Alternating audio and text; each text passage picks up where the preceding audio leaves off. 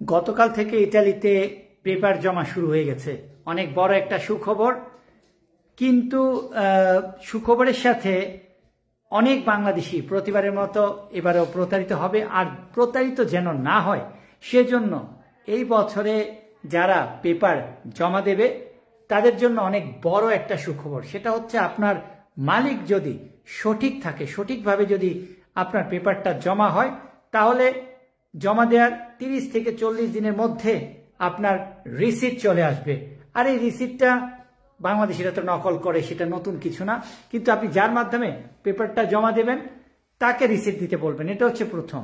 আর দ্বিতীয় কথা হচ্ছে আপনার মূল্য অস্তাটা বাংলাদেশিরা তো ফেক করে, কারণ বাংলাদেশ এমবিসিতে 20 থেকে 25 হাজার ফেক মূল্য অস্তা দিয়েছে, যার জন্য যাদের সঠিক মূল্য অস্তা, সঠিক পেপার, তাদের অনেক ভোগান্তি হয়েছে।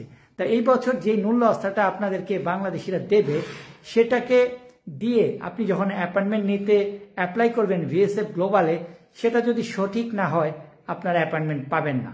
তাই সুখবরটা হচ্ছে আপনারা যারা এই বছর ইতালিতে পেপার জমা দেবেন 2026-এর জন্য, চেষ্টা করবেন একটা সৎ মাধ্যমে পেপার জমা দিতে।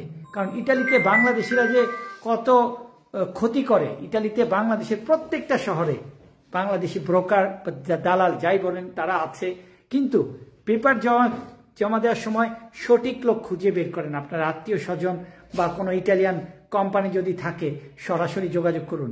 আর যাদের কেউ নেই তারা অনলাইনে মানুষকে বিশ্বাস করে পেপার জমা দিবেন না।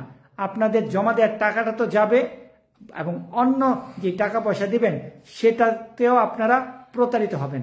তাই সুখবর যেমন আছে, এখানে ঝুঁকিও আছে। ধন্যবাদ।